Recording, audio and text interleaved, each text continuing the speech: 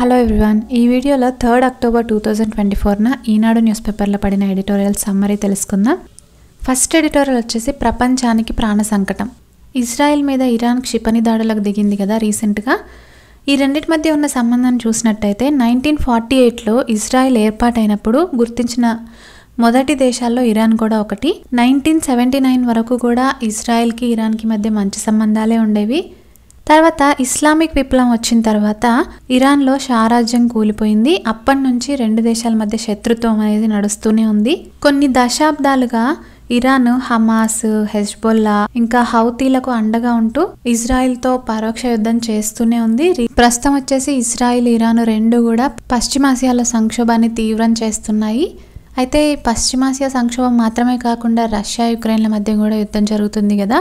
అయితే ఇలా యుద్ధాల వల్ల ఎంతోమంది అమాయకులు ప్రాణాలు కోల్పోవడము, చాలామంది శరణార్థులు అవ్వడము, చిన్నారులు చదువుకు దూరం అవ్వడము, ఇలాంటివి ఎన్నో జరుగుతున్నాయి. కాబట్టి ఈ యుద్ధాలను ఆపడానికి అమెరికా, చైనా కృషి చేయాలి. ఇంకా ఇండియాకి ఇరాన్తోనూ ఇజ్రాయెల్తోనూ ఇద్దరితోనూ మంచి సంబంధాలు ఉన్నాయి కాబట్టి ఇండియా కూడా ఆ రెండు దేశాల మధ్య శాంతి చేకూరేలాగా ప్రయత్నించాలి అని చెప్పి రాశారు. నెక్స్ట్ ఎడిటోరియల్ వచ్చేసి మైత్రి బంధానికి అవరోధాలు. ఇండియా రష్యాతోనూ అమెరికాతోనూ రెండిటితోనూ కూడా మంచి సంబంధాలే నడుపుతుంది.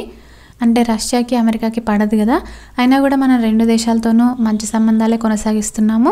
మన దేశంతో మంచి సంబంధాలు కలిగి ఉండడం ఎంత ఇంపార్టెంటో గుర్తించిన అమెరికా కూడా మన దేశంతో సంబంధాలను ఇంకా మెరుగుపరుచుకోవాలని ప్రయత్నిస్తుంది.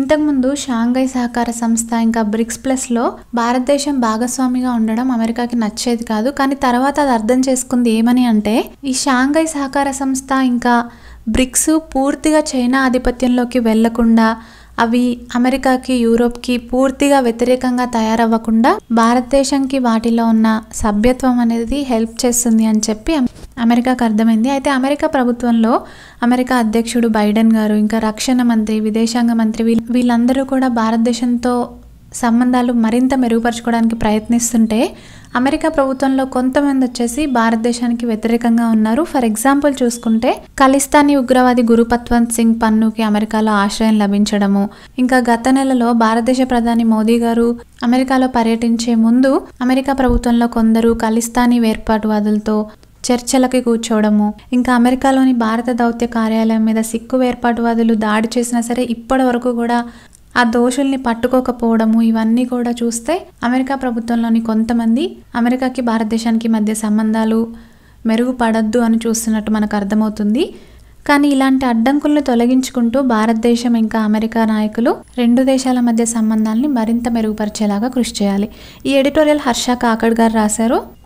నెక్స్ట్ ఒక డేటా పబ్లిష్ అయింది, బొగ్గు దిగుమతుల వెల్లువ. కర్బన ఉద్గారాలు అంటే కార్బన్ ఎమిషన్స్ చాలా మొత్తంలో వాతావరణంలోకి వెళ్తున్నాయి కదా. దానివల్ల పర్యావరణ మార్పులు అనేవి తీవ్ర రూపం దాలుస్తున్నాయి. పర్యావరణ మార్పులు అంటే క్లైమేట్ చేంజ్. కానీ మన భారతదేశం ఇప్పటికీ కూడా బొగ్గు ఆధారిత విద్యుత్ ఉత్పత్తి సంస్థల మీదనే విద్యుత్ కోసం ఎక్కువగా ఆధారపడి ఉంది. కానీ బొగ్గు ఆధారిత విద్యుత్ ఉత్పత్తి సంస్థల్లో అంటే థర్మల్ పవర్ ప్లాంట్స్కి సరిపడా బొగ్గు ఉత్పత్తి మన ఇండియాలో జరగడం లేదు. అందుకని ఇండియా ఇతర దేశాల నుంచి పెద్ద ఎత్తున బొగ్గును దిగుమతి చేసుకోవాల్సి వస్తుంది.